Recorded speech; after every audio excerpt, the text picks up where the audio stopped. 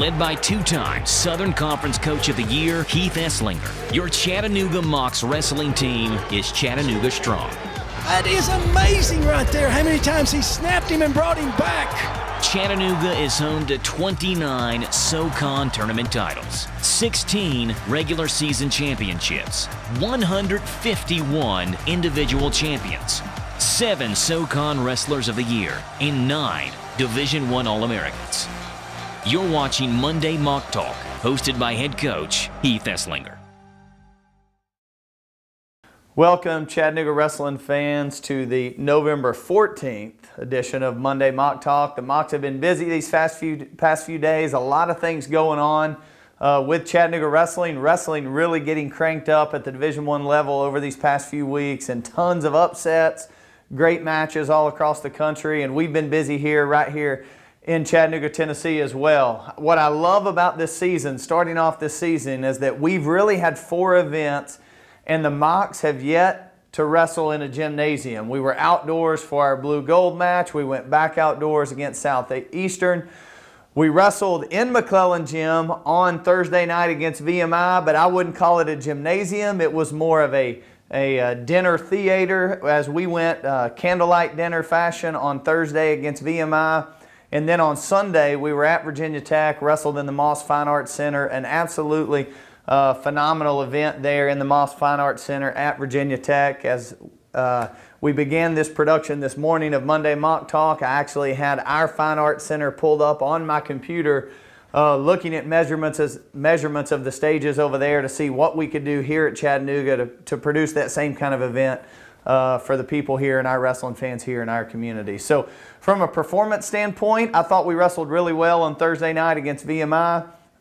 We won 9 of the 10 bouts. At 125, Alonzo Allen knocked off a guy that had beaten him twice last year. A great performance from Alonzo Allen. We know what he's capable of. I think it's getting him to believe and realize what he's capable of. At 133, Chris Debian with the win there. At 133, not his best performance, but I think he's getting back in stride.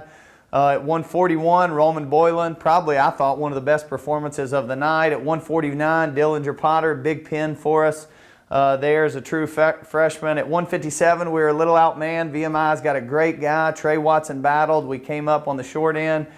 Then from 65 on, I thought we looked really good with Justin Lampe, Sean Mappus, Bryce Carr. Clay Dent came out. We like to call Clay Dent the Alabama Slammer. He did a really good job at 197. Then at 285, Jared Johnson finished it off with a technical fall. So we didn't really have a lot of time in between those 2 events. We headed right to Virginia Tech to face one of the best teams in the country, really. They're doing an absolutely phenomenal job up in Blacksburg, and we knew that we were going to run into a buzzsaw. Overall, we haven't really sat down and broke the film down yet, but I thought our effort was okay. At 125, Alonzo Allen looked really good on his feet. We gave up some near fall that we can't. Chris Debian with the win. It was really a situation where we had some really good guys, they have some really good guys, and they kind of found a way to get it done. I thought one of our best performances of the night was at 184. Bryce Carr wrestling a kid who's ranked in the top 10, who's beaten the best guys in the country. We know what Bryce is capable of. I think the country's going to know what he's capable of really soon. Had 2 takedowns that were, didn't go our way. Had an opportunity to finish and get the score, but we didn't. And then, didn't get away on bottom as quickly as we should have. So the good thing about Bryce Carr is he's going to come right back to work. He's going to get in the lab, and he's going to figure out a way to fix those things, because that dude he doesn't just hate losing. He is a competitor. He's fired up about this year, and I think by the end of the season he's going to be right where he needs to be to punch his ticket to wrestling on Saturday of the NCAA tournament. So, overall a good weekend. I think it exposed some areas that we can get better, that we can come back in the practice room and work. And then we go right to Lindenwood University this weekend. We're going to head out west for a open tournament this coming weekend. It'll be good for our guys to see some different competition, as we normally kind of stay on the East Coast. We're going to head to the Midwest, to St. Louis, Missouri, to wrestle in the Lindenwood Open. So again, everything right now is about learning and getting better and competing hard, and I think for the most part we did that. Can we up that a little? Absolutely.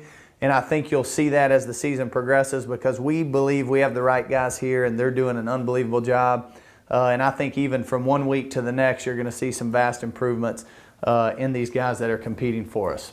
A huge thanks to those of you that traveled to Virginia Tech to watch the Mocs compete, who bought tables and attended on Thursday night. Man, it's great to have an atmosphere and a group of people, alumni, friends, fans of Chattanooga wrestling that show up, that follow us, and we are grateful for your support in so many ways. Our next home match will be Sunday, December 4th. That's against ACC Power Virginia. Former Moc coach Mark Ellis on that staff, good friend of mine Steve Garland, the head coach, and Chattanooga native Jordan Lean on that staff. So several Chattanooga guys have been at the University of Virginia, so it's good to host them here. That's Sunday, December 4th. That match will begin at 2 p.m. So make plans to be here as we come back to town on December 4th. Thanks for tuning in to this edition of Monday Moc Talk. We'll see you next Monday, pre-Thanksgiving. Hope that you guys have a great week. We'll have some results from the Lindenwood Open, then we'll take a couple of weeks off before we compete again on December 4th. Appreciate all you do for Chattanooga Wrestling, Chattanooga Strong.